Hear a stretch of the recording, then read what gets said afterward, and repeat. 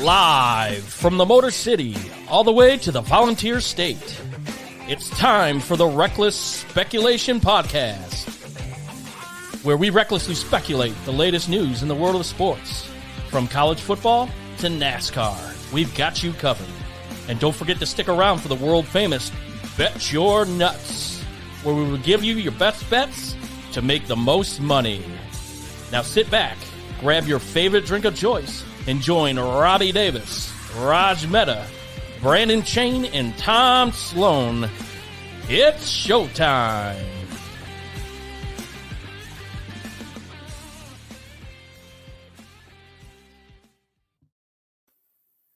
Welcome, everyone, to Reckless Speculation. It is March the 27th. We have made it past the first week of March Madness. When I say we, I specifically mean my Tennessee Volunteers. Beat the brains out of St. Peter's and won a struggle bus fight against Texas, or on to Creighton on a Friday night / Saturday morning, which we'll get into a little bit later. But guys, I survived the week and happy to be that the Vols are still dancing. Obviously, you guys your teams don't play college basketball, but welcome anyways. Thanks for joining us. Brandon, how's your day going? Going good. Been a little hectic. Solo parent, had to take the dog in today to get groomed for the first time. She's 5 months. So trying to hold her in the store from attacking everyone to lick them to death was quite the challenge. But it's fun. Yes. And as you guys know, I've been dealing with a dog parent myself, torn ACL surgery, and so it's been something. Tom, how are you? What's up, fellas? No, my team is not playing in this tournament. Hopefully next year with their new head coach. Yeah, I was going to say real quickly, what do you think? Well, or not what you think? I know, I'm sure what you think. That's a great hire to me. What's the vibe around Ann Arbor? What are they feeling? It's mixed. It really is kind of mixed emotions. But I think the ones who really know the type of coach he is and in his background, he's a Michigan guy. He's lifelong Michigan fan, and so it isn't a sexy name, we'll say, coming from Florida Atlantic, but they did go to the Final Four last year. So I think he's exactly what the hell of a hire. I think it's exactly what the program needs. The reputation was kind of stained from Juwan Howard, so I think they're going to be in the mix of things in the next couple of years. Well, so it'll be good. I thought they got him for pretty cheap also. Yeah, I mean, what was it, a 4-year contract that he signed? I think 4 or 5 for $3.5 million. Yeah, and I mean, I wanted the coach from San Diego State, but he's a little Brian Butcher or Ducher. He's a little older, but so I think they're going young and they're going for a different type of player. So I think they're going to be okay. And we're going to dig into both the recap of our tournament picks for the first weekend. We're going to preview the second weekend. But before we get into that, there's just a weird story that has developed in Major League Baseball. And it could be just really one of the ultimate just wow stories in sports that I can remember, depending on which way it breaks. But obviously I'm talking about Shohei Ohtani. I'll give you the nuts and bolts of it, of what I have read and heard, and y'all correct me if I'm wrong, add in any stories. Apparently, though, this is what I've heard. His allegedly best friend, translator, with him almost all the time, definitely throughout the season, anytime he is in any kind of press situation, which, as we know, a star of this magnitude nearly all the time, allegedly had a gambling problem and ran up debts of $4.5 million, give or take. And somehow he took. I'm using air quotes for people who listen to us on the podcast. Took $500,000 at a time from Ohtani's bank account for a total of $4.5 million. Ohtani released a statement yesterday, I think it was, or 2 days ago, saying he had nothing to do with it. He's never gambled. Essentially, his best friend stole money from his account, and he had nothing to do with it. Either of y'all, is that kind of accurate, or anything to add or just dispute about what I said? Yeah, not the factual elements of it, just what we know right now. Right. Yeah, he basically came out with a statement, wasn't taking questions. He was sitting next to his new translator, which I thought was really funny, being that the story was about his old translator. And another thing about this translator, he claimed to have worked for the Boston Red Sox, and there's no record of him working with the Red Sox. So this guy might have been a little sneaky to begin with, before this whole situation came out. Brandon, what do you make of this? I mean, it just off of the surface, just what was your first thought? What do you make of it? The first thought was Ohtani definitely knew what's going on the whole time. I mean, you don't, even if you have people that have access to your bank account, whether it be your business or whatever, you still keep a pretty close eye on that. And I know larger transactions coming in and out with him, but still, when you're missing $500,000, I know when I'm missing $5,000, right? So that magnitude, like $5 for me, or yeah, exactly. So I'm anxious to see how this plays out, and if there's going to be criminal charges brought against him, and see, then that's going to be the truth. Like if Ohtani fully presses him with criminal charges and tries to get in for that, then we'll know. Okay, maybe he didn't have anything to do with it, but I don't foresee that.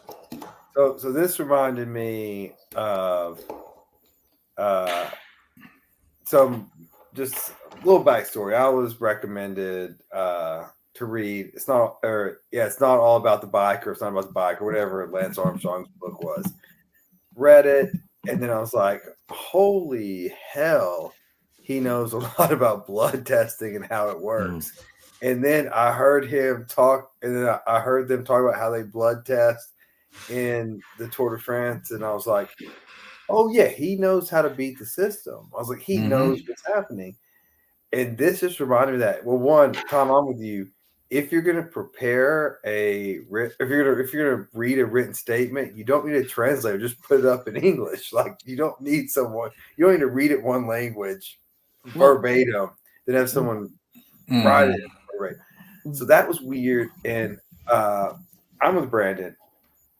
Look, I've never had $500 million, but $700 million. I never had. I check my Acorns account every day. And I just do. I mean, like you look at your business account, like accountants have access to all those funds and stuff. I mean, you're keeping an eye on that stuff. You're checking balance on everything. So. Well, and the bank that's hosting that money. I don't know how many accounts he has, but let's say he has 20, each with $500,000 in it. Hey, I guess you get $500,000. Let's say that he has 20 with $1 million in it. 500,000 goes out. That bank's going to be like multiple times. Hold on. Why is this going out, and who's it going to? Yeah, there's all kinds of red flags when you make a withdrawal that much. Yeah, well, and what about, we know that these celebrities, these athletes, they don't handle their own finances. They always have a financier that's taking care of them. So my question is this: wouldn't whoever's handling his business dealings approach him and say, "Hey, are you making multiple withdrawals of $500,000 at a time. Like you've got, like, let's see, 5 or 6 $500,000 withdrawals. Like, is that, are you doing that? So to me, it seems very suspicious. And the fact of the matter is, when it first broke, he kind of played it off like it was no big deal. But then when he got let go from the Dodgers, the tune changed. So Ohtani camp has changed their story, number one. And number two, while they were in Korea, the news broke. They knew about it. Ohtani knew about it. And there's a clip of him in the dugout, walks right up to the interpreter and like taps him on the shoulder, and they're chit-chatting, they're laughing, ha-ha. At that moment in time, Ohtani knew what was going on. And then after the game, he was released.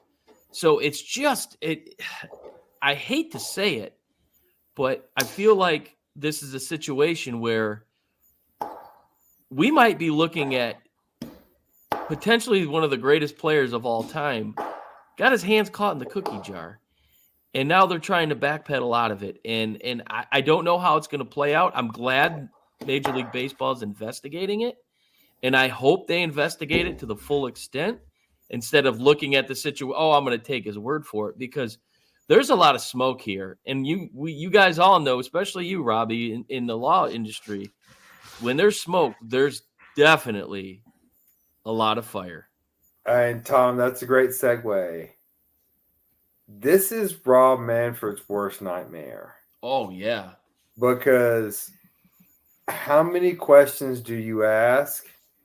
How many investigators do you put on this? Because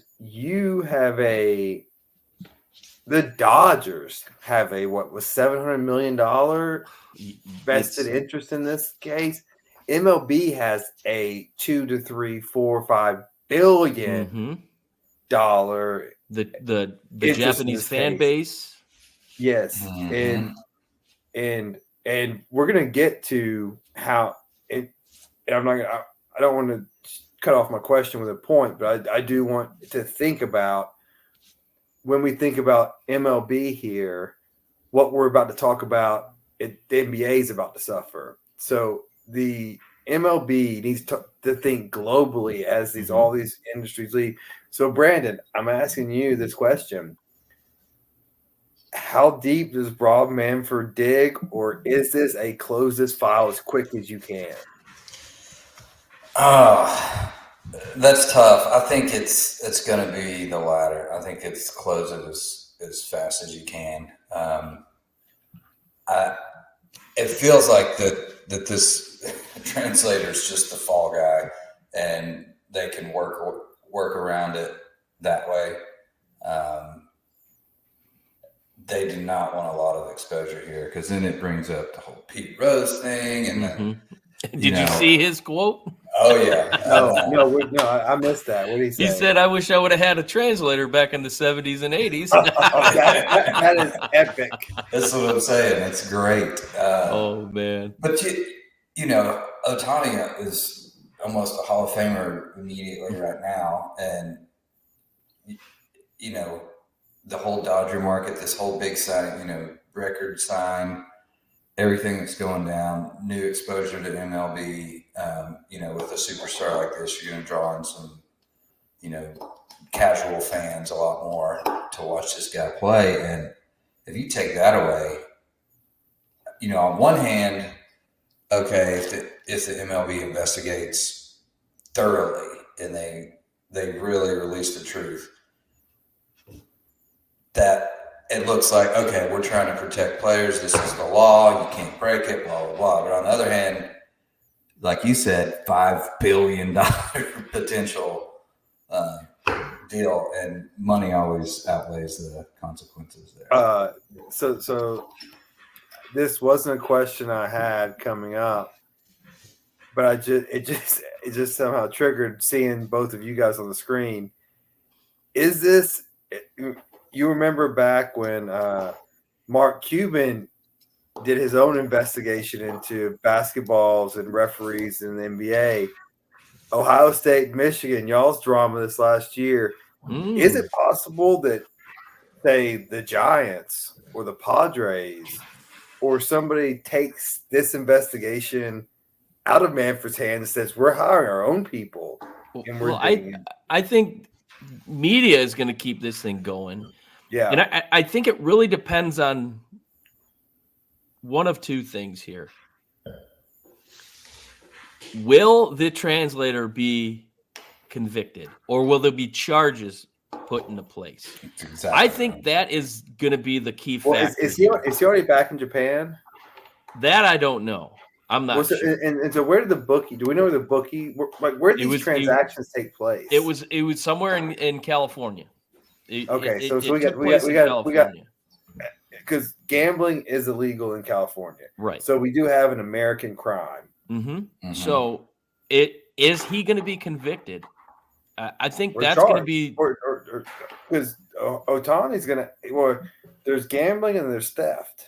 That's what I'm saying. Does Ohtani? Do they push that to the full limit? I think you're going to look at a situation here with, is this guy willing to be the fall guy if he's looking at serious jail time, or is he going to come out and say, "Oh no, I'm not taking the heat"? Yeah. So I really think that I guess 20 to 30 years in jail. I would think if he is the fall guy and he knows he's the fall guy, there's going to be a pretty sweet package set up for him as far as, he'll probably skip jail time or do very little. He's going to be down with P. Diddy.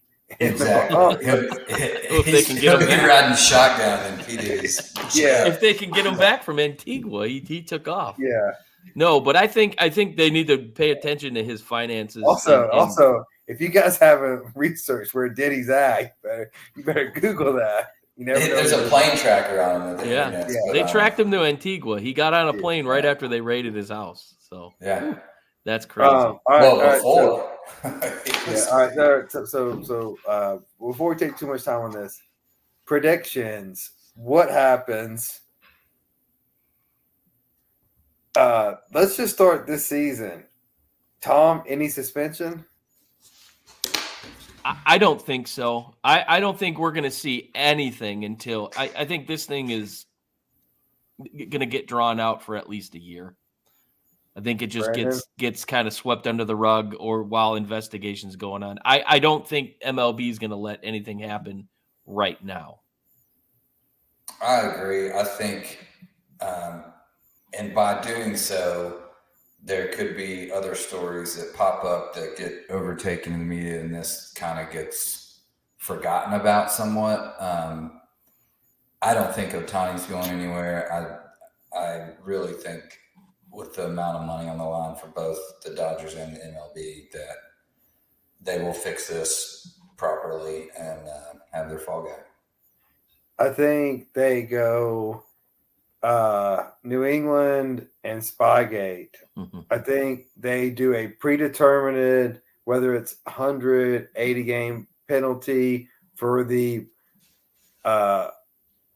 perception of cheating or perception of impropriety, close the gate, destroy all the evidence. Let's move on. Yeah. 80 games, sit out. I could see something like that too.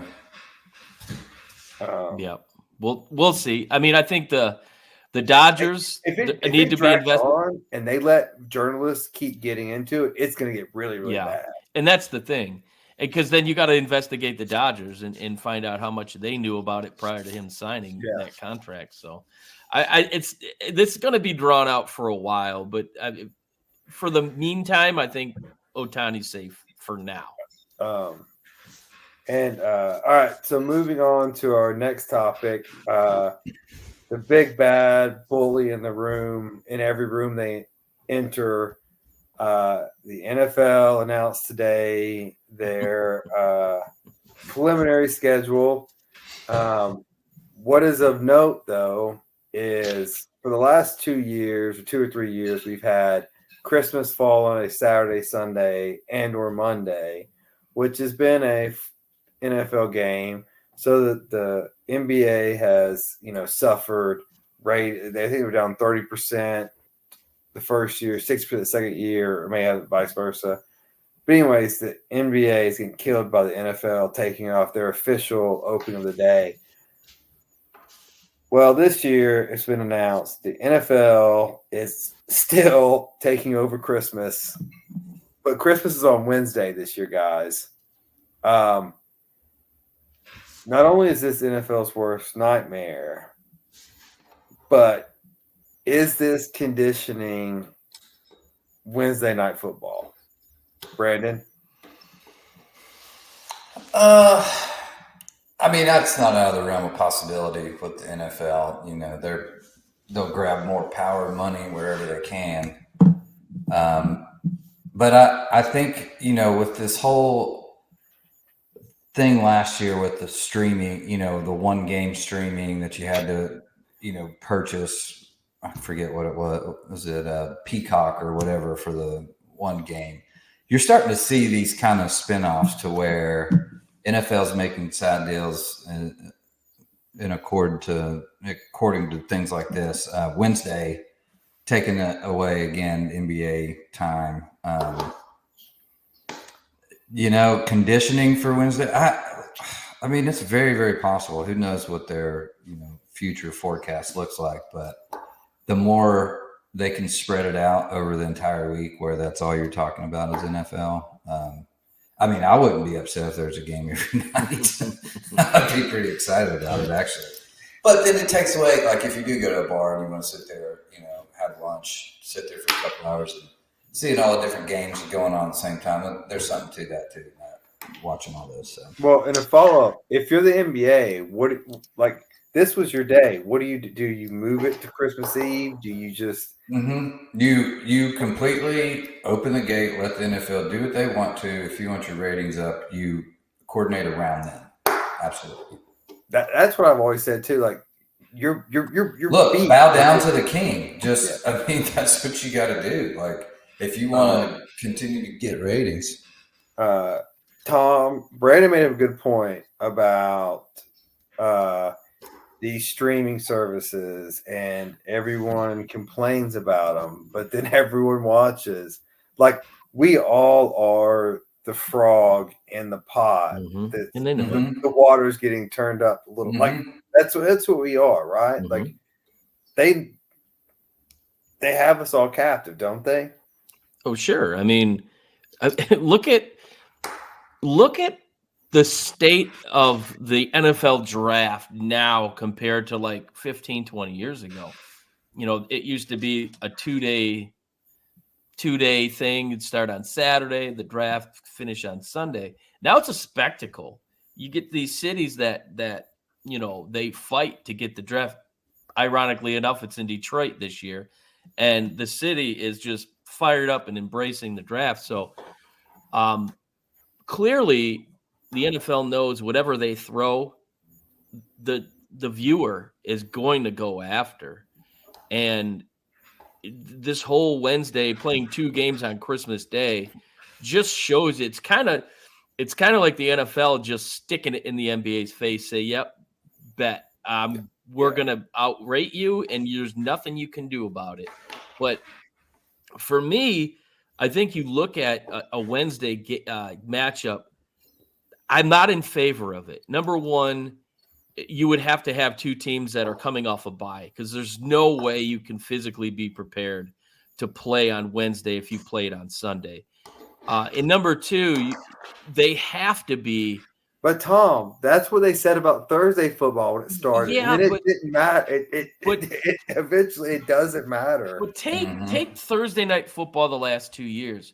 The matchups have been really bad. So, but the ratings are like that. Yeah, that's what you don't want. They don't care. They just you don't want to oversaturate things, and I think you're going to come into a situation where they might be getting a little ahead of themselves when it comes to that.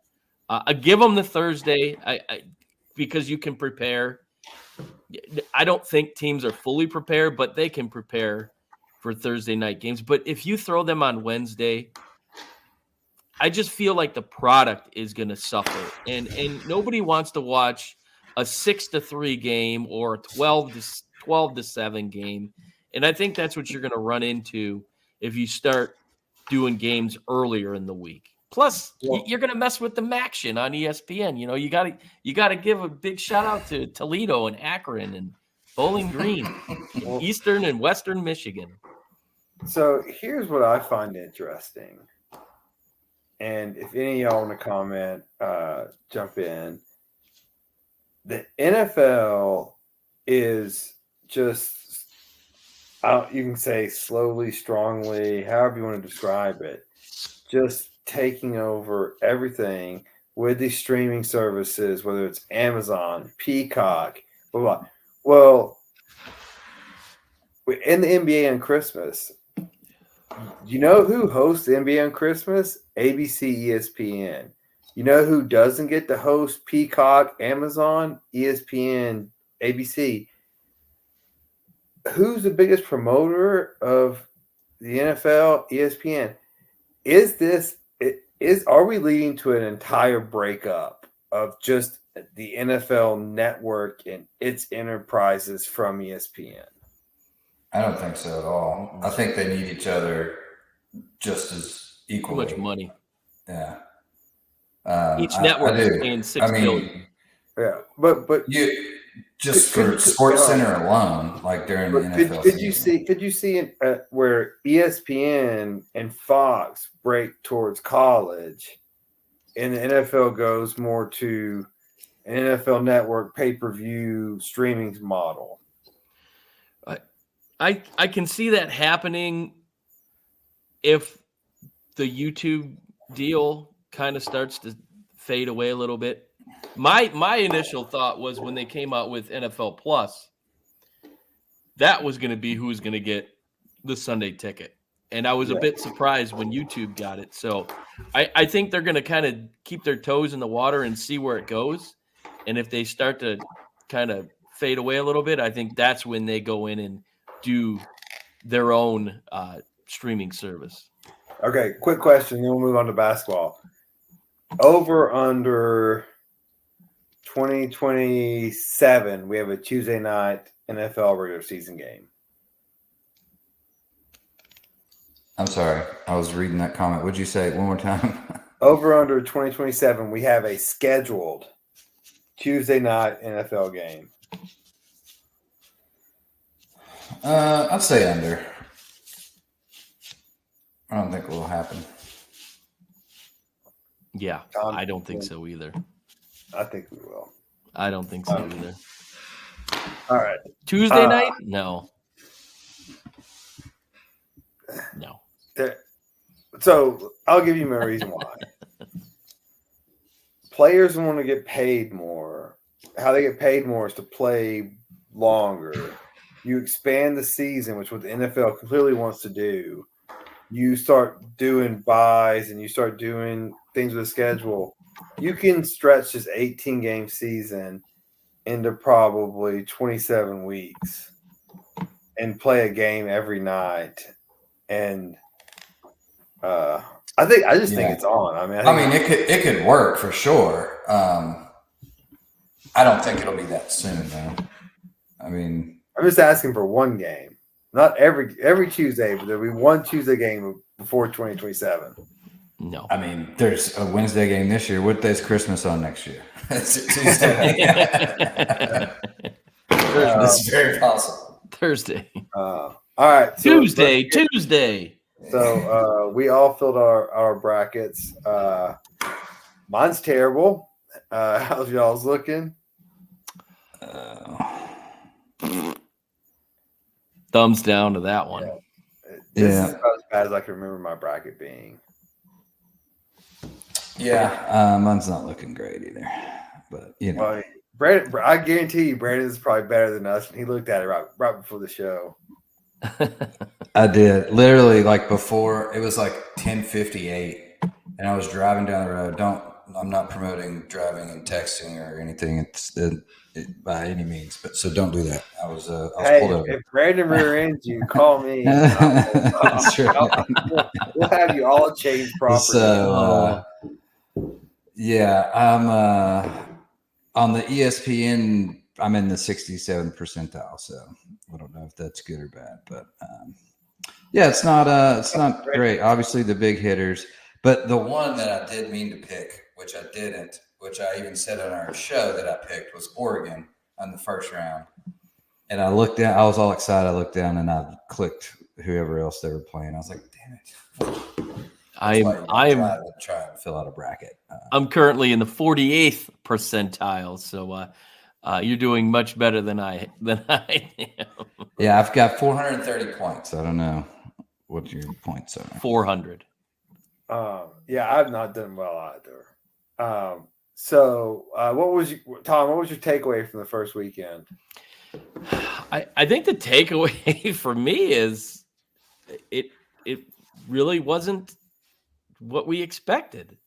I think Friday coming in or Thursday, you thought that Friday was going to follow suit. There were nice upsets on Thursday. There was obviously the Golden Grizzlies of Oakland University taking out Kentucky was massive. And I thought that was the way this tournament was going to go. But Friday came and everything went pretty much as planned. So the teams that are supposed to be there, they're there. And, outside of, what would have been the Cinderella story with Jack Golke, it's pretty much par for the course. But there's been some great games. And no matter upsets or not, there's been some really, really tough games. And it's been a nice, fun tournament to watch. So, and I'm looking forward to this weekend. Yeah. Brady, let me ask you this, because, I know you're not much of a college basketball fan, which leads me to, you're more of a pro basketball fan if you had one of the two. So pro basketball is more of the best team wins, where college basketball, it's not necessarily upsets, but that's what this tournament is designed to do, is to make chaos. Yeah. Did you enjoy this weekend better because more of the best teams won, or would you like to see in the chaos? I like the chaos. I mean, that's the whole point of March Madness. That's what draws my interest. That's why I like NBA a little bit more, is just because you see some just outrageous plays on a random Tuesday night or Wednesday, whatever. So that's why I enjoy watching NBA. I mean, some of these guys are so good, they just go crazy. But the chaos of March Madness, that's what makes it so much fun to watch these games. And then when you fill out a bracket and you get, like the Oakland over Kentucky upset, that, like, to Tom's point, I guess the only other one would have been Colorado over Florida, which that went to overtime. That was a great game. That was a great game. But yeah, I mean, there was, a couple. There was another buzzer beater that went to overtime. Was it Texas A&M? Texas A&M and Houston. And Houston, that was a good one. But there's, like Tom said, it's been pretty much chalk, really. I mean, nothing overly crazy. But I mean, there's been some good games, so I've enjoyed it. But do I enjoy the chaos a little more? Yes.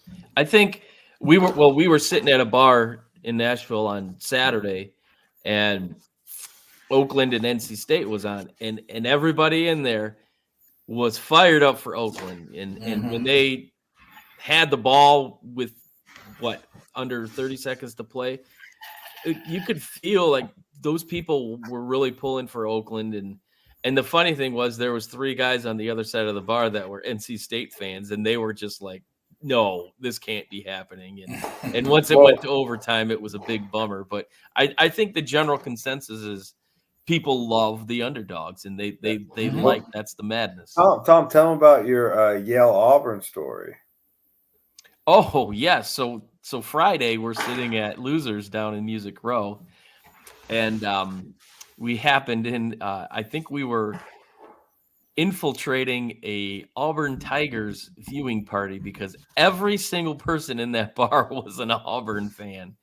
And so let's just say you're in Nashville, the buckets are flowing, right? And every time Yale would hit a 3, I would say to my wife, man, it's raining. It's really raining. And And I would turn to the side. I go, it's raining threes right now. And she's like, you're going to get us in trouble. But it was pretty funny. But the reality was it was raining. So, but it was fun. And as soon as that game was over, gone. Yeah. Like without, I mean, I everybody's turned out. around and they were gone. So let's just say they were not happy. Like UT fans in the SEC tournament. God damn. Back to Chattanooga. Unnecessary, but okay. But yeah, that's the thing about this tournament, right? Like, we being, as a fan, being a 10 seed, 11 seed, 7 seed, you're like, I love chaos. But yeah, when you're expected to win, it's so nerve wracking. And like, Sure. hell, I paced around my house all weekend long. And then I'll tell you what, your damn prices in Detroit, Tom, are not cheap at all. Well, thanks to you guys and Purdue and Gonzaga. Yeah, Those are three huge. I may fly up Sunday morning, but I can't afford the whole weekend there. So I'll keep you in the loop. But we're going. So obviously the most impressive team, but no, the casino is going to pay for it. I mean, I just win it back. I will quote somebody real quick. $350 a night to stay at the hotel at MGM, and he goes, "Oh, that's just what I need to know how much I need to make up at the casino to pay for it." Yeah, it's just math. It's if you lose enough, they'll upgrade you to a suite. You keep talking, Mr. Scrap Metal.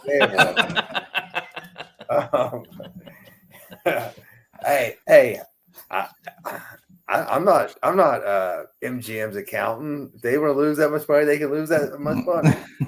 They can make it $1,000 a night for all I care. But all right. So at this stage, UConn has looked the best so far.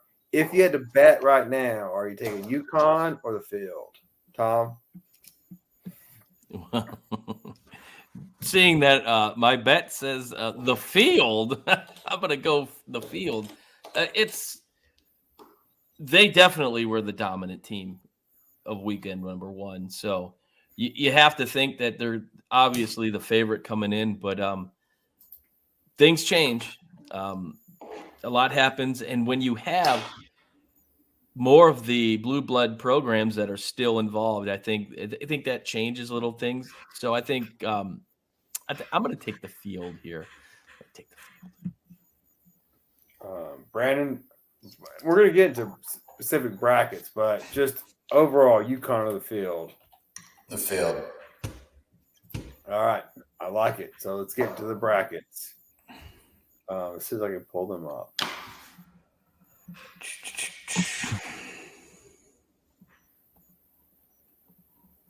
Where do you want to go first? Which one? We can do East. The East. All right, so this is a tough one. So you got 1, 2, 3, 5. For people that are watching, can obviously count. James probably can't count, but some other people can. James hasn't checked in. And real quick, want to thank Randall for chiming in.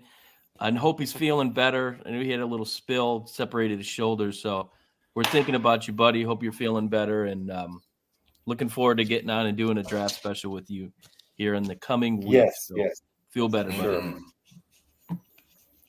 All right, so we got UConn versus SDSU, 2 teams in the Final Four last year.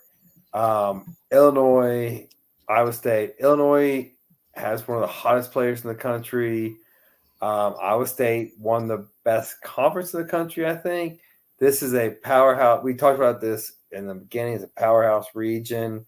I don't know who wants to go first in this, and this is a tough prediction, but I'll go Brandon. I'm going UConn. I've got them in my Final Four, so they have to win this one. And I'm going to go Iowa State here. I think I know I don't know if they're favored or not. I know they're ranked higher, but man, the way they finished the season was really, really impressive. So, and they're rolling right now. So, I like Iowa State.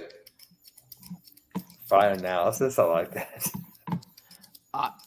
I too like UConn. I think UConn definitely comes into here and plays. Although San Diego State, you can't count them out. They're well coached. So I think that's going to be a little bit closer than people think. And then I like Illinois. I think teams that come in hot tend to keep it going. They won the Big Ten championship game. They cruised through the first two rounds, and frankly, we need a Big Ten representative. So it's going to be the Fighting, as my wife calls them, Illini. So give me the Fighting Illini to take out Iowa State. Great matchup, though. I think that's going to be close. Wait, can we give those pronunciation again? So she says Illinois and then Illini. So Illinois, Illini? Quick backstory. We're driving through the cornfields of Illinois, heading to Iowa to see Seven Dust play. And we go through Champaign, and there's a big sign, home of the Fighting Illini. So she reads the sign. She's like, what's the Fighting Illini? So my wife's from the Midwest, and so she pronounced it. I've said this on here. Crayola crayons. It's crayons. It's crayons. It's crayons. It's crayons. It's crayons. Oh my God. No. It's Crayola crayons. Crayons. So how do you say Crayola? Crayola. So okay. So how does that drop off? It's silent. How does it change? How does it change from being silent? It's like pterodactyl. Yes. Yeah. Potato, tomato. I mean, Hyagi. It's definitely. And here's another one. Robbie. No. It's not crayons. It's crayons. And here's another one. It's crayon. Pop. It's pop, not soda. It's pop. Well, no, that's a whole different. That's regional. That's in California. They would call I want to barbecue and cook out burgers. That's just grilling burgers, or like the freeway and interstate. There's actual Crayola makes crayons. No, they make crayons. Next, what's your picks? You've been outvoted 2-1. Oh my Next. God. Okay. Yeah, I'll take anyone in the South. No, I'm going to take UConn, obviously. This Illinois Iowa State game is very tough. Illinois got the better player, so I'm going to take Illinois.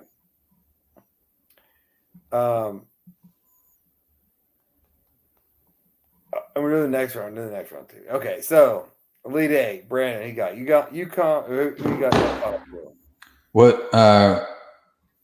We're still UConn versus Illinois. Oh, UConn versus Illinois. UConn. UConn. Same here. All right, that was easy. All right, we're going to the South.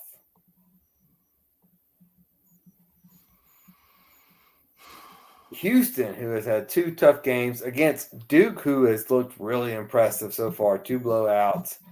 The darlings of the tournament, NC State versus Shaka Smart and Marquette.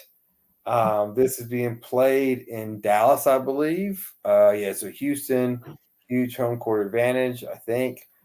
I'll start with the Sweet 16. I'm going Duke and Marquette. Tom, what do you like? Yeah, same here. I've got actually, no, I don't. I take that back. I have Houston coming in. Houston's playing for a bit of a purpose. One of their players passed away in the offseason. So I think they've got a little more to play for than Duke. I have not been impressed with Duke, like I talked last week, since the Filipowski Gate situation. So give me Houston, and also who else is on that one? I like Marquette here. You stop that big man in the middle if you can. If NC State. Hey, he was at Tennessee early in his career. Oof, that's a large human being. Mm-hmm. I've got Houston. I'm not taking floppy Phil, whatever, all his after hour antics he does in the pushing people, making a big stink of it. That still makes you mad. Caitlin Clark started it. You can't run through there and throw your hands out. We already went down this road. I'm not going to get back down it. Anyway, so I got Houston and I got Marquette. I'm pretty chalky. All right. So I think I'm the one that's got Duke, Marquette. I'll go first then. Damn it. I think Duke goes to the Final Four. I don't like it, but I think they do. Tom? I've got Houston. Houston? Brandon? Yep. Houston. All right. Let's go down to the West. All right. North Carolina, Alabama, Clemson, and Arizona. This is tough for me. I watch Alabama play a lot. Alabama plays how they play. They don't care who they play. They play the same way every time. Carolina's got some NBA players. This is going to be a tough one. Tom, I'm going to let you start on this region. James, Mr. Thomas, thank you for checking in. You're absolutely right. I think we all were in agreement. We had James Madison. We believed the hype, and we got burned. This is exactly why we didn't want to do an entire tournament show, because then we'd be just talking about nothing. Our brackets suck all week. Absolutely. Yeah, we thought ahead. So on this one, I've got North Carolina going after taking out Alabama. I know that's not a big shocker there. And then Clemson and Arizona. I like Arizona. I think obviously the Final Four is being played in Phoenix, so I think they have a lot to play for, and it could be their year. Brandon? Yep. I think Carolina's favorite breakfast food is oats, maybe. And I think they're going to take down Bama. You've been playing that all week long. That's all I got. I don't know much about college basketball, but so again, pretty chalk here. I've got Zona in my Final Four, so I think it's North Carolina, Arizona. So I think this tournament's got to get wacky at some point, because it just always does. I hate that I get some of our silly viewers criticize me for being a secret Bama fan, but I'm not. But I do think Alabama wins. Wow. I do think Alabama wins this game against Carolina, and I think Arizona wins. So I think we got Arizona and Alabama. And I'll go ahead and say my point. I think Arizona advances to the Final Four. Can we get a roll tide out of you at least? No. Okay. Never, all right. never.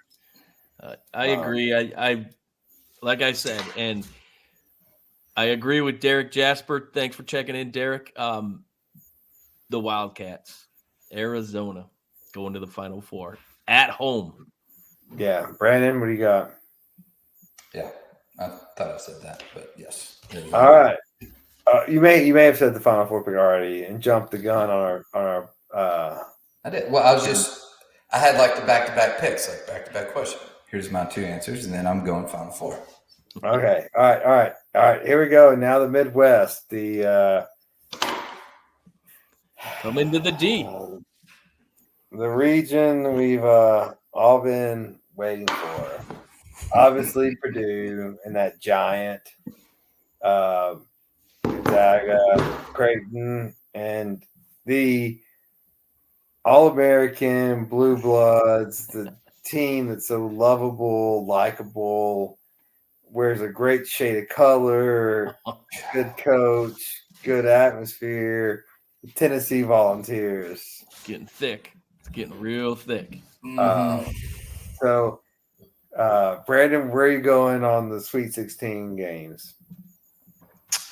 Well, you would be happy to know that I did take the Volunteers to make it to the Elite Eight, at least. And then Purdue's good. They end up choking eventually around this round or the next round. I don't think it's this one, so I'm going to take Purdue. All right, Tom. I, too, am taking your beloved Tennessee Volunteers.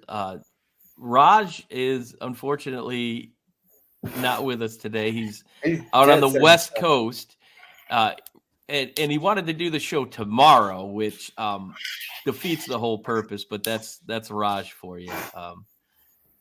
He's out visiting his mom, and he's going to see the aforementioned Shohei Ohtani this weekend.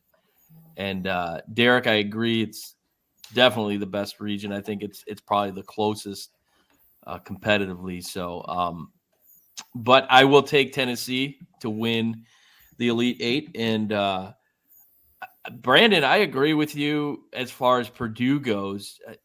They kind of shit the bed when it matters the most. And I think Gonzaga comes out on top here. You're talking prices being jacked up because you have 3 out of the 4 teams playing this weekend with fan bases travel, and they're going to travel hardcore. And the Mountain West representative is going to be real happy in the Elite Eight. So, yeah, going to Tennessee, obviously stressful. I'm gonna. There may be 2 handles of whiskey bought in my house for Friday, all leading up to it. You gotta have carryovers, and then I've doubted Purdue all year long, and I'm tired of being wrong. I'm going to take Purdue, and then F it. We'll beat them. We'll play them in the Elite Eight. Well, your Derek Jasper here likes your Old Smoky there in overtime to get to the Final Four. So, Brandon, who do you like in that matchup? Oh, just for the Final Four? Yep, for Purdue, Tennessee. This is where the road ends for the Trail of Tears and the Volunteers. Purdue doesn't choke here yet. I think they shut down your boy Dalton, and I think Edie eats quite often. Wow. I mean, you didn't even give him lube or anything. You didn't even give him work. You just went. Just ripped the Band-Aid. You just went off, right in. No protection. No protection. So let me tell you why Brandon's wrong. So Purdue and Tennessee have already played this year in Honolulu. Dalton Connect, that was his 3rd game he played, and Purdue only won by 4. Connect's got more of the offense. Yeah, Purdue looked like shit the beginning of the season. Yeah, well, I don't care. And I already hate Purdue. Like, Ohio State beat Purdue. I mean, come on. Yeah, exactly. They look like shit. They could lose to 5 garbage trucks sitting there on the court. Can't dribble around them. But no, Tennessee's going to win. Tennessee's going to the Final Four. That's not my bet you nuts yet, but it could be. Tom, who do you got? So you're coming Sunday, is what you're saying. You got your flights ready to go and your hotel if we comp? Friday, yes, I'm coming Sunday. Yes. Well, You're going to come. Brandon, can I borrow your private jet? I think P. Diddy's on it right now. Bruce Bochy had to he had to borrow it. P. Diddy should know better. Don't get arrested for all these crimes during the Final Four. And for those that don't know, Bruce Bochy is Mr. Brandon Chain's neighbor. So if he had a plane, I wouldn't be shocked. But anyways, back to the show. You're gonna come to beautiful Detroit. You're gonna enjoy the scenery. You're gonna love what the city's become since the last time you've been here. All the shops, all the bars, all the restaurants, just the atmosphere. You're going to take in some scenes of the draft. They're getting prepared for the draft. So you're going to take in all the sights, the sounds. As Derek said, the zoo atmosphere. The D is where it's at. And you're going to go back to Chattanooga heartbroken because the Gonzaga is going to go to the Final Four. Boom! Well, oh, that's funny. Well, at least he, a little foreplay there. Hey, I did a little tickle, a little toggle, It's I would like to say it's not often that I surround myself with dumber people than me, but again, I do it again tonight. And, it never gets boring. But, that's part of the trait. I can't wait to hey, is there a direct flight from Detroit to Phoenix? Oh, I'm sure. Half the people that live in Phoenix are from Detroit. Of course there is. Derek wants to know if there's going to be a podcast. Are we doing reckless speculation from the speakeasy? I think we need to make that happen. Oh, 100%. 100%. All right. Close to an hour. It is now Bet Your Nuts time. Roll it, Tom. It's time for Bet Your Nuts.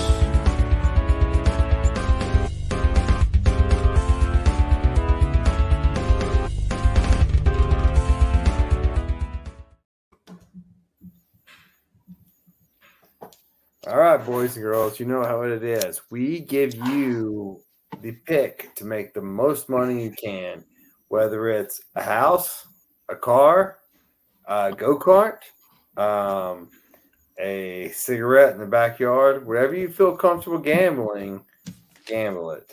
I'd recommend the house, but, it's each their own. Well, when you have 5 of them, what's one loss? What does it matter? Or the duplex you just bought? Who cares? Throw it in the mix. That's what you call 20%, Tom. 20%. Hey, I gotta go put the for rent sign on the duplex tomorrow. All right, Brandon, we'll start with you. I'm gonna pick a game here coming out of the South. I was looking at some of these lines. Although I think Marquette's going to win this game, I do like NC State's spot at plus 6.5. I feel like it's almost like the 7.5 on the NFL. Like it feels like it's an extra possession there. So I like the spot. I think it's going to be a closer game than people think. So give me NC State plus 6.5. Tom? Can you hear me? Yeah. Mm-hmm. Oh, my earbud must have been going out. All right. I am going to go to the Illinois-Iowa State game. I like Illinois money line here, plus 105. And the aforementioned Gonzaga and Purdue game. Obviously, I'm taking Gonzaga, so give me Gonzaga's money line here, plus 195. And I'm throwing in a mix. I'm throwing in a parlay. Major League Baseball parlay, as a matter of fact. Tomorrow is opening day, if you haven't heard. Folks, wait, what? Opening day is tomorrow. Like for the whole season? For the whole season. So the Braves are playing tomorrow? Braves will play. Everyone plays tomorrow. And Brandon knew that, obviously. Your 2024 AL Central champions. Book it. I did bet on it. So it was last week's Bet Your Nuts, or 2 weeks ago's Bet Your Nuts. I'm going to take the Tigers, White Sox here. So the parlay is the Tigers money line. Kerry Carpenter, the free swinging left-handed DH. Actually, he plays right field. Home run. And Tarek Skubal, who's number 7 per the betting lines to win the Cy Young, he's going to get 6 or more strikeouts. Plus 875 for the parlay. It's a pretty good one. So Tigers money line, Kerry Carpenter hits a home run, and Tarek Skubal with 6 or more strikeouts. Plus 875. See, Tom, you started off the baseball season lying to me. According to ESPN, the Braves and Phillies are already postponed because of rain. Oh, well. We're not playing tomorrow. Why the hell is baseball season starting this weekend? I think we have this talk every year. It's usually the last week of March. That's when it's been starting. This marks the 160. James, they were supposed to play at 3, but, whatever. Yeah, this marks the 180-day mark of Brandon and I knowing nothing about sports. So get prepared. My bet you nuts of the week is I can't go anywhere else. As you can see in my name, in Dalton I trust. The Vols are going to get it done. Go to our second Elite 8 in school history. Dalton Connect is 2.5 points. Connect's gonna get it. We have too much talent, and we've had too much talent for too long for this not to ever happen. Like, good God, at some point it has to happen. And so that's my bet your nuts. And so we'll get to the final thoughts.